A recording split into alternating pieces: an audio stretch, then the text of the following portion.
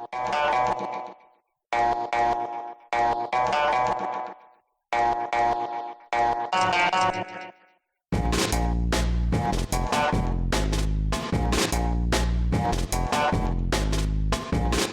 and welcome to a special episode of the Lebanese Politics Podcast. My name is Benjamin Red, joined by Nizar Hassan as always. How's it going, Nizar? Doing great. I am super excited about this. Are you? I mean, this is our first ever midweek special. Yeah, but don't get the expectations too high. It's just an episode with Is news. there anything that is just an episode that we do? Come on, have some goddamn self-respect.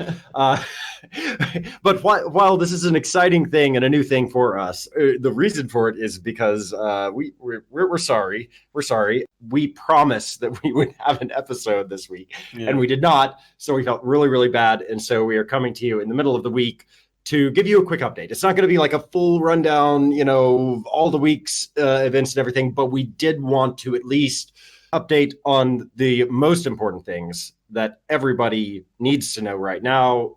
Obviously, coronavirus, a quick update on that, but then we will quickly get into the government formation process, which is something that we've done a few times, talking about when the government might be formed and what all is happening in the internal politics. So we are going to be getting into that a little bit later. But first off, coronavirus.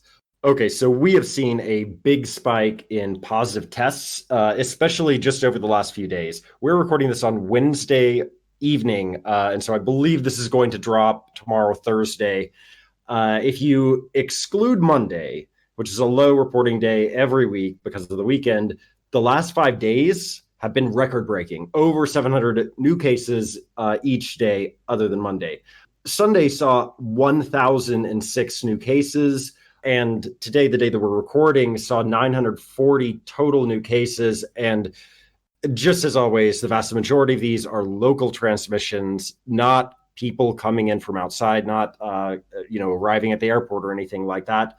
923 of those 940 cases today were local. So it looks kind of like our new daily level is inching up towards 1,000. And this brings the level of active cases to just under 18,000. Now, that's a big increase on just a week ago when it was 16,000. And it's double what it was a month ago, which was 9,000. So we've doubled the active number of cases in the space of a month. And if you go back 2 months ago, it falls even further to just 1.6 thousand, something like that. So we really have seen a big spike and a continued spike here. And the toll from this is starting to become clear. We are seeing more numbers of deaths per day. Friday saw 18 deaths reported. That was a record. We have 328 deaths total so far during the pandemic in Lebanon. Right now, 126 people are in critical condition, and this could begin to stress hospital capacity, right? Firas Abiad, who has been one of the main sources of information from the government on this, he's the head of the Beirut Governmental Hospital, which is the biggest, I believe, governmental hospital in Lebanon. Firas said on Friday that any sharp rise in the number of cases can easily overwhelm our stretched hospital capacity. He went on to say that the main bottleneck in expanding our capacity remains the healthcare workforce itself, not machines or anything like that, right? Mm-hmm. Dr. Abiad said this: ventilators can be bought, healthcare workers cannot, which really drives the point home. And it rhymes. Which is always a good thing. That moment of levity aside, though, the authorities probably should be listening to the scientific community on this, right? And they have a scientific community at the Ministry of Public Health that recommended a total lockdown. Is that going to happen? Probably not. It seems as though that's not happening. The head of the Public Health Committee in Parliament, Asim Araji, a Future Movement MP from Sahle, he said, I believe this was today on Wednesday, that a lockdown was not being considered at this point. And he went on to say, I think we've lost control of the coronavirus, which is not something you want a fucking MP to say. And he also said that we're going towards herd immunity, by the way. Yeah, that is not a good sign, right? Yeah, I haven't heard of any place where that really worked. And it's been a real disaster in a couple of places like the UK, as an example. And they had to switch back to the more, mainstream measures. So I'm not an expert, but I'm not sure where we're going with this, because if you infect like 60% of the Lebanese population, and then we don't have the hospitals or the healthcare workforce for it, then we're screwed. Yeah, absolutely. All right. Well, that fun topic aside, everybody is talking about cabinet formation because once again, Lebanon does not have a government. Quickly, some numbers, right? We haven't done numbers in a while on this podcast. As of Thursday, when some of you will probably be listening to this, it has been 45 days without a government, and it's been 24 days since Mustafa Adib was designated to form one. So it's actually pretty early. We've seen cabinet formation processes that stretch out for 300 plus days before. And in fact, since 2005, if they formed a government right now, it would be, I think, almost record breaking. it would be very, very fast. I think we're pretty close to the Senora government formation back in 2008, which I believe took 47 days. So in a certain sense, we're way ahead of the game. Yeah, but this is like the most, exceptional and pressing moment in all of these years. So, Right. Like if you look at recent history, way ahead of the game in terms of government formation. But if you look at, say, Macron's proposal, then, Lebanon is way, way late. Government was supposed to be formed by the 15th, and there are other deadlines looming very, very quickly. And then if you actually look at what's going on the ground, which of these views is true? Obviously, the latter one. The government should be formed as quickly as possible. It needs to be formed as quickly as possible. But something is holding that up. Yeah, definitely. I mean, if you remember the first week or so, or the day that Adib was nominated, we were like, "Oh, that's impressive. They seem to be coming together. Maybe a government quickly." I mean, we had conflicting thoughts about whether a government would be formed quickly in reality or not. But there was this energy. But then a major obstacle to the formation was Hezbollah and Amal's insistence on the finance ministry. And this is not something they deny. This is not like a theory advanced by March 14 forces, if they exist anyway.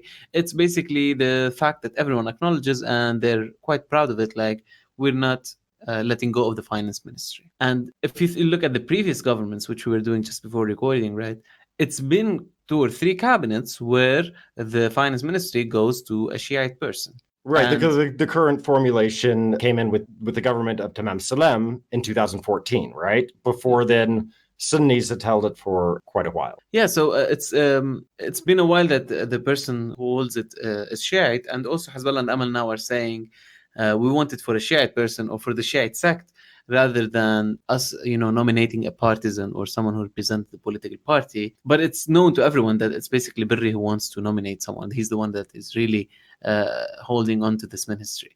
But in the way they made the argument is more sectarian than anything. They've been talking about, the rights of the Shiite sect in Lebanon, and how there's an international conspiracy against the Shiites. And when the sanctions came on, because, we had also in the last couple of weeks, we had sanctions from the United States against 2 major kind of political figures in Lebanon, Ali Hassan Khalil, former finance minister and a major figure in Amal movement, Berri's movement, and Yusuf Finianos, who is not as major of a figure. Not as major, but he's but still, he was a big minister and everything. He's with the Marada movement, and he had a major, in my opinion, like a major ministry, which is the public works, because absolutely this ministry, a lot depends on this ministry in terms of investments and roads and contracts, major contracts, right, etc. And he's part of the Marada movement, of course, of Sulaiman Frangieh, which is Hezbollah's allies. And the sanctions came because these people were Hezbollah's allies. I mean, it mentioned corruption and all of that, but it was clear that the main charge is being close to Hezbollah and doing favors to Hezbollah. So Amal and Hezbollah insisted more and more on this finance ministry with this pressure from the US, and they're trying to portray it as like a kind of international conspiracy. On the other hand, Adib, the PM designate, and Hariri and the former prime ministers and other blocs, coalition blocs, etc., are looking at this and saying there's no, reason for the finance ministry to be always in the hands of the Shiite sect, and there should be rotation, which is kind of a custom that they have created after Ta'if, where the different sects in Lebanon kind of rotate the ministries around among them. You wouldn't have the same ministry being held by the same sect for more than, a number of years. It's not very clear because it's not rigid and it changes. But there's this concept of rotation that everyone has been talking about. So this is what Right, moves. but like rotation happens sort of in a slow and sort of piecemeal way, and also it's never really resolved anything. Rotating the ministries has never meant that like, oh, suddenly everything is fine and we have good ministers now. No. Definitely not. Like the whole sectarians, power sharing system, it has brought us very little actual effectiveness or efficiency. Right, and then so in a certain sense, this seems to me kind of like a sideshow, bizarrely. Yeah. We don't really know, and I think this is a point that that we just have to keep making. We don't really know what's happening behind the scenes. We don't know what the real negotiations are about, and we don't know when they agree on something. We don't really know what the thing is. We see what's on the surface, because the journalism in Lebanon is pretty weak, and most big Yeah. journalists are connected to political parties or to the banks or Mhm. to whoever, and they basically are more or less mouthpieces saying, political sources said this or that, but that's as far as they go in terms of investigating the political dynamics. So we're stuck with this, shallow kind of news about politics. Anyway, Adib and the former prime ministers are saying, no, this doesn't work. But then Hariri, who is a major figure in the former prime ministers, goes out with a different point of view and proposes like an initiative, more or less. But we'll talk about that in a second. But actually, one interesting thing that happened is that Michel Aoun, the president, moved in and kind of established his own pole in this discussion, saying, doing first a press conference that was live and with questions, which is not something we're used to from this president, especially with what is said about, his deteriorating health, etc. But he did that, and he read a statement, kind of condemning both sides, saying at the same time making it clear, serving a clear blow to Amal Hezbollah, maybe the bigger blow, saying that, there's nothing in the constitution that says one specific ministry should go to a specific sect. This is not a constitutional principle. So he's arguing against the Hezbollah and the Amal argument, which is that this is inspired by the constitution. This is to protect the different Well, it depends sects. on what you consider to be like constitutional, right? Is it just the text of the Constitution, or does it also include like the National Pact, Ta'if, all of these other things? Because Nabi Berri, for instance, bases his claim on the finance ministry, or the Shiite claim on the finance ministry, on the story that this actually came out of Ta'if, but somehow it wasn't enacted, for 20 odd years or whatever. Yeah, I mean, there are different point of views in terms of how detailed the Ta'if content was, and whether you can actually make such conclusions, such major assumptions like the finance ministry should be held by Shiites. Which, I mean, if it isn't written anywhere and people don't agree on it, obviously you can't really cite it as a constitutional principle. But yeah. Anyway, but Aoun basically served this blow to Hezbollah and Amal. At the same time, he said Adib hasn't been listening to the parliamentary blocs. He hasn't been, taking into account their opinions, and that he should make a bigger effort, to take them more seriously and to reach solutions for the roadblocks that exist. So it seems that I'm saying that Adib hasn't been really keen on talking to, Basil and Muhammad Rad and these people, and has been more focused on, finding a way out with Aoun and naming a bunch of people that are approved by the parties, but not not engaging in a serious discussion with them. Maybe if Adib is doing this, I doubt it, but if Adib is doing this as clearly as Aoun is saying, it's probably because he knows how difficult and exhausting it will be to sit with each of these Suama and discuss everything that they want, because they want a lot of stuff. We've seen this in the previous government.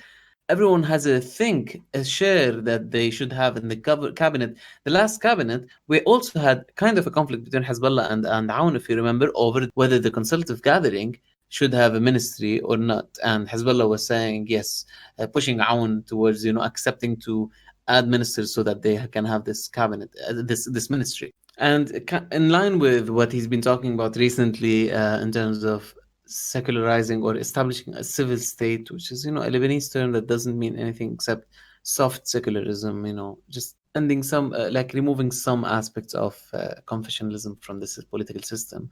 Aoun said that his aspiration would be to abolish the sectarian quotas within the sovereign ministries, so-called sovereign ministries, which are, depends who you ask, 4 to 5 ministries: interior, defense, finance, and foreign ministry.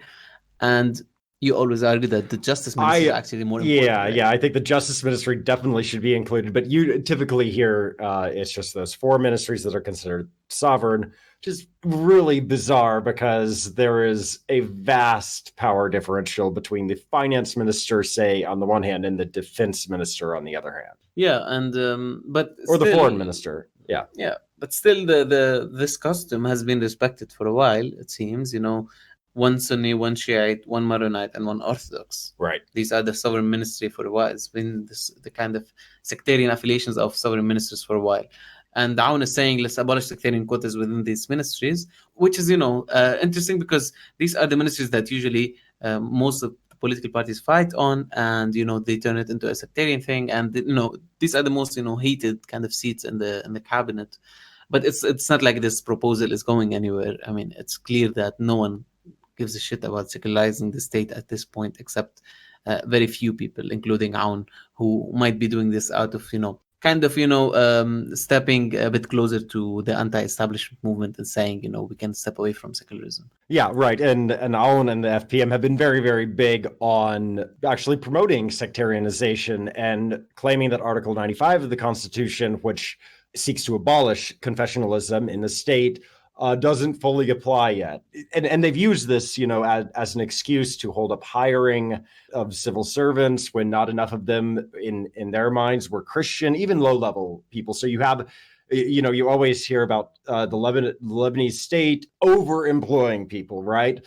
And that's true probably in a certain way of looking at it, but also there are a lot of really important offices within the state and the bureaucracy that are actually, they don't have enough personnel right now or enough trained personnel right now because politicians disagree over just the confessional, their confessions. They're the wrong faith. They were born into the wrong sect. So no, you can't be an air traffic controller, for instance. And also, it means that bad people and incompetent people are brought into the administration just because they represent this or that politician, which is what happened with, Badr Daher, the famous case about the port, and the other people in the port, not only Badr Daher, people who really seem to be completely, unskilled in what they do. They are bad managers, and they can lead to catastrophes such as the Beirut explosion with their incompetence and their negligence. And it's a direct result of politicians agreeing on the names of people because they are distributing to according to sects. So it's a really criminal system. It's not only like, not the best way of running a democracy. It's also, it can lead to very bad results, in my opinion. And we've seen that in almost every sector in the country. Yeah. Well, we did get some big news yesterday, though, and that was Hariri, the former prime minister who resigned, who was basically forced to resign by the uprising that happened last October. He came out. He is still very, very powerful, and what he says counts. He is still the leader of the largest Sunni political movement in the country, and he came out and he said that no, it's okay if the Shiites keep the post of finance ministry, as long as it's an independent Shiite. That's fine, not necessarily, not somebody who reports directly to Nabi Berri or Hassan Nasrallah, but an independent person. And he also made clear, though, that I'm doing this because this needs to be done. We have to act right now and get something done and get a cabinet in place. I am not saying that this should become a precedent, that the Shiites always control this ministry. Exactly. He said this was a one-time thing. Yeah. Like, he literally said that because he's very keen on not turning this into a permanent custom or whatever. But everybody knows if you do it once, it sort of is like there's especially a certain, if you do it at the most sensitive moment. It's kind of it's kind of permanent in a way. But yeah, Hariri was as usual, this is his political strategy, and sometimes I think Hariri is actually the populist here, and other times I'm like, he doesn't know how to do this populism thing. Like, on one hand, he's like, I'm the kind, politician who really cares about national interests. On the other hand, he, for a lot of people, especially his strong base, this is cross-sectarian, not only Sunnis, Mm. people who are against Hezbollah and believe that Hezbollah is, the big threat in the country and the obstacle to change, etc., aren't happy at all with Hariri's kind of soft approach towards Hezbollah. At the same time, MBS in Saudi Arabia isn't happy, Trump isn't happy, etc. So it's like he's always been in this position where he's like, I know how to deal with my, Lebanese fellows, even if they have, what Hezbollah has. Although I acknowledge that they are a threat to this nation and everything, I have to deal with them. And when we say that, when he says that, he means, has to form cabinets with them. That's what he does usually. Yeah, If you yeah. look at his record, it's basically forming cabinets with Hezbollah and failing to do anything. I mean, to be very honest about, this man hasn't achieved anything in his, years in power. He didn't even have a clear project. It was always this national unity figure. And this is what kind of he's doing again. Although he was very clear that he's doing this because Amal and Hezbollah are obstructing this, and he's throwing the ball in their court and saying, if you really care about forming the cabinet and saving the country now, then you will accept who Adib nominates as a Shiite independent minister for finance, and you wouldn't have any worries about that if he's Shiite, because that's your main argument. So Hariri also is trying to make this more and more about the sectarian affiliation and not the political influence or the political affiliation of the minister. Which I don't know if that's a good thing or a bad thing, either in like the larger sense or even in like that smaller sense of these specific negotiations. I think I feel as though we're just reading the tea leaves here right now as far as this goes. When one of these politicians makes a public statement like this, we have no idea what they're talking about behind closed doors. We have no idea the full implications of that, of whatever signals they're sending. Well, I shouldn't say we have no idea, but we don't know the full story. I would say that. Yeah. And so I'm reticent to come out and say really anything about Hariri's move here, because I feel like there's just more to it. There's more to the story. There's more to the story about Amal and Hezbollah insisting on keeping the finance ministry. And I don't know what that is yet. Yeah, and it seemed during the last week or 2 weeks that Fuad Sanyura actually had a big role in this, because Fuad Sanyura is part of the former PMs, and he's an independent figure from Hariri when it comes to being a former prime minister, although he was a Hariri-backed guy, future movement MP, etc. Fuad Sanyura is more hardline against Hezbollah than Hariri. That's kind of known. But what's interesting is that he's been pushing Hariri to reject the condition by Amal and Hezbollah, and reports and media said that he was actually trying to get the Sunni establishment and the religious establishment against Hariri because he knew that Hariri would make this compromise. And this raises a question that we should definitely focus on in future episodes, which is, what is the relevance of the finance ministry in the coming period? Why is it so fucking important that Amal Hezbollah would take all this blame from almost everyone, including the president, for obstructing a government you see? So Right. Why is it so central? How does it relate to, everything from sanctions to money coming in to new tax systems that might be established, new, everything that passes through the finance ministry, which is basically every important policy in the government. So, I mean, we have to talk about this in more depth later, but Absolutely. it's interesting that Sanyura, who used to be a finance minister as well, and knows a lot about this, this field in governance. This is why he came to politics in the first place. Rafi Harir brought him for this purpose, which is to do finance. So he probably knows more than anyone. And he was there at the finance ministry for so long, right? Yeah. He knows it inside and out. He still has people there, I am sure. He knows everything that goes on. Yeah. So this is what Hariri suggested. Keep this ministry, not keep this ministry. Nominate a Shiite finance minister, and then let's form this cabinet.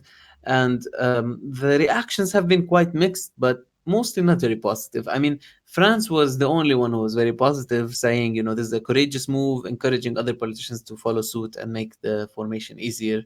Apart from France, and this move definitely was coordinated with Macron, and every little political source quoted by everyone is saying, this was an agreement between Macron and Hariri spit it out in the statement. Yeah.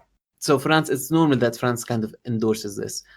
When it comes to the local political actors, FPM acknowledged that this kind of facilitates things, but opposed Hariri's language and the fact that he says the prime minister should be the one who names the ministers. It's about language and how you phrase these things, right? Because when you're talking about jurisdiction and who has the legitimacy to name who, Hariri gave the upper hand to the prime minister, saying that he's the one who's forming the cabinet, so I will help him find Shiite finance minister to nominate. This is what Hariri said in his statement. So they thought it was arrogant, obviously. There isn't any statement from Hezbollah and Amal, but what seems to be the case and from the leaks and political sources and everything is that they're not happy with it and they will not change their direction. They want to name the ministers. So Amal and Hezbollah are not insisting only on the finance ministry being held by a Shiite. They're saying we want to name all Shiite ministers in the cabinet. This is a major condition as well, because in many cases we saw that in the past political parties sometimes name people from outside of their sect as part of this seat sharing thing, right? Right. It has happened That's many sort of times. like this token to show, oh, it's not all about, what religion you are. Yeah, but it's increasingly being sectarianized, and it's interesting to look at, why sectarianism is kind of flourishing in politics today more than in the previous years. Yeah, definitely. We've seen a spike in sectarianism, especially over the past couple of weeks. It's shocking, Yeah, the and all level. these religious institutions coming, making these statements about cabinet formation and finance ministry and I don't know what. It's just, it's a bit shameful, to be honest. And one more thing about that, which is that the former PMs distanced themselves from Hariri's proposal and they released a statement saying it was a personal initiative. It doesn't, represent us necessarily. Right. And we don't have to commit to this proposal. So they said, in light of the insistence on the finance ministry being held by a Shiite, we don't see that we are obliged to be part of Hariri's compromise. Which is very interesting to come from Mikati, for instance, who, you talk to future people and they say, oh, they cast all of these allegations out there about how he's super close to the Syrians, March 8th, all of these things. And yet this time he's actually further on the March 14th side, it seems, than Hariri himself. Yeah, which is interesting why Mikati would be going with this hardline stance, more or less, in the presence of more moderate people like Salam. It's only Senora who is the hardliner among the former PMs. So Mikati is kind of letting Senora lead this in a way, which is very interesting to me. And I wish we had all the facts about what brings Mikati so close to these people and why he's so reliant and committed to them. I just want to note very quickly, though, that when we mention the former prime ministers, it's not all the former prime ministers. Salim al-Hos is, he's old, but he is a former prime minister. He is still alive. He is not of the same ideological persuasion of any of the other former prime ministers, I don't think. Okay, so I think there's only one question left, and that is, does this breakthrough lead to a cabinet in a couple days? Is this episode going to be obsolete before Susan edits it? I don't think so, because Susan is so fast. Yes, brownie points. And and also, like, it doesn't seem to be a very positive political environment. It seems that Hariri threw this ball to the court and he's waiting for a response. It doesn't look like, it's a moment of consensus. So we'll see about that. It's just, just a final note from my side. It's been really tiring to be hearing all the sectarian bullshit again.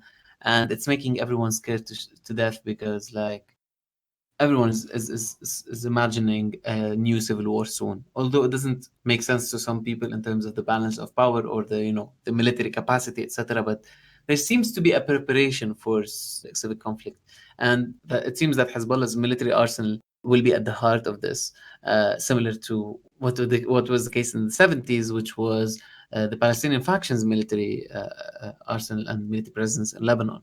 And some people like the LF, people who are breaking away maybe from the FPM, and people from Hariri and Jumblat's bases are saying, we're fed up with this situation where we feel that we are governed by Hezbollah. So it doesn't matter if you agree with this perspective. I think this is a reductionist perspective on Lebanese politics, to blame everything on Hezbollah and say that all the governments are puppets of Hezbollah. This is not the case. We know that, but we also know that this is a central issue, and if Hezbollah keeps dismissing any question about the military capacity and saying, questioning this military power means that you are closer to the Zionists than to our cause, etc., is quite bullshit, and it's leading to scary places, in my opinion. Yeah, I would certainly agree with all of that, but I would also say that there's a certain reason, right, why Hezbollah's weapons have suddenly become such a big issue and are being talked about and being pushed by a lot of people when the country is literally falling apart. Part of the city was just destroyed last month. The banking sector has essentially collapsed for all intents and purposes. In the midst of all of this, huge swaths of wealth being wiped out, people being thrust into poverty, part of the city being destroyed. What's the most important thing? All of a sudden, is this? No, I agree with, yes, this is something that needs to be resolved, obviously. But come on, priorities. Let's fix things right now first. Yeah, but they are both benefiting from this. The LF and people who are anti-Hezbollah and Hezbollah, they're both benefiting from this because this is the counter-revolution we were talking about, if you remember. This is exactly the counter-revolution, dividing people again based on sectarian divisions and based on the issues that are more geopolitical, and erasing the real conflicts that are happening in society, which is that we have a bunch of bastard oligarchs who are ruling us, smuggling their money out, and making us poorer. And now soon they will start, allegedly, and then soon they will start lifting off subsidies, and we will be like 5 times poorer. But who gives a shit about us? So this is the real conflict that's happening. It's a class conflict, and they're hiding all of this with their political divisions. Yeah, well, I think that's all the time that we have for this mini surprise episode midweek. We are so sorry for coming to you late this week. We hope to do better. Unfortunately, both of us are quite busy in our other endeavors over the past couple of weeks, and that's why we haven't been able to come to you guys. We're really sorry, but there are exciting things happening. I'm involved in the project at L'Orient Le Jour to open up an English language news service, and so we are super hard at work right now getting everything together and making sure that it's going to be a legitimate quality news source about Lebanon.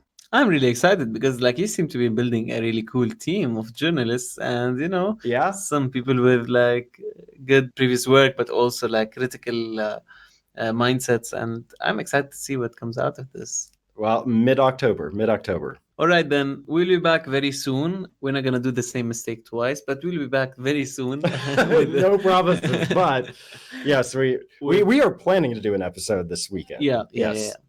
So we will be back soon with another episode. Until then, I'm Nizar Hassan. I'm Benjamin Red. And this has been the Lebanese Politics Podcast.